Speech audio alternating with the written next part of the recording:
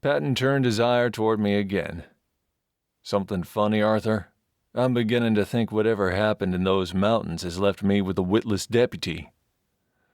I straightened in my chair, the memory of those few days flooding back in a mixture of fear, sorrow, and rage. I was fatigued. Weeks later, and I was still trying to make sense of what I had seen, mourn the loss of my colleague and friend, and find a way to marshal help without ending up in a sanitarium. I had seemingly lost what goodwill I had with the townspeople, and spending an inordinate amount of time in whichever saloon would have me. That final look in Inkton's eyes. "Deputy!"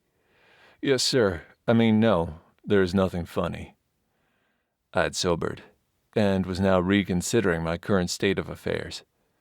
I wanted to flee. Every time I thought back to that thing that had made a mockery of Crawley, I wanted to flee.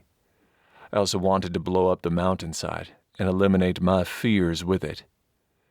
He stopped his pacing and faced me directly. "I've had word from the last rider I sent up to the logging camp. It's abandoned. Now, this convoluted story you've told me about something, Crawley killing our local Indian, doesn't make sense, and if I hadn't been aware of your whereabouts during these last disappearances, I would suspect you of having gone off the rails and murdered them all." My face now feeling hot, I quickly stood and faced him. "You're the third sheriff I've served under, and Crawley was the closest friend I had in this piss-poor excuse of a town, and you'd suspect me?" He put his hands up in a placating gesture. "Settle down, Arthur. Doesn't take much to light your fuse these days. Your behavior has been worrying folks. I know how you and Crawley got on. It's just that there are expectations of this office, and I have nothing to tell anyone. I've told you what happened as best as I can describe it. Inkton told me Inkton was a drunkard and a con man. I can't believe my deputy would believe some yarn he spun about a magical cave that eats Indians." I could sense my anger beginning to build, as my hands clenched and unclenched tightly. I took a breath, but before I made a career-ending move, the sheriff sighed and moved to sit heavily in his chair. "I'm sorry, Arthur. This situation has me wound nearly as tight as you." He looked out his office window into the street. "If what you said is true, what if whatever it is comes here?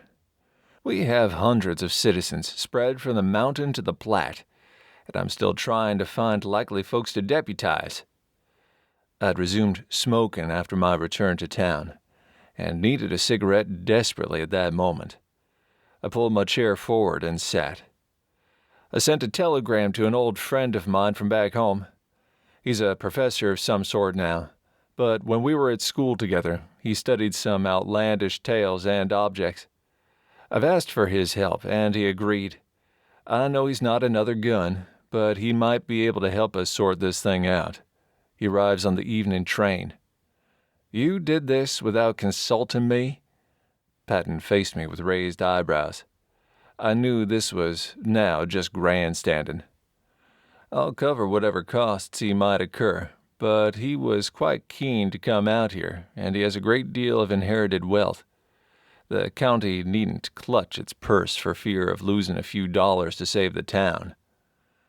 I'd swear his eyes actually twinkled. "I'm glad to see my deputy returning. Stopped by the Grand Central Hotel to talk to the representative from the logging company. I'll be meeting with some prospective candidates today. I'll let you have your expert, but I plan to bring as many guns to bear as I can."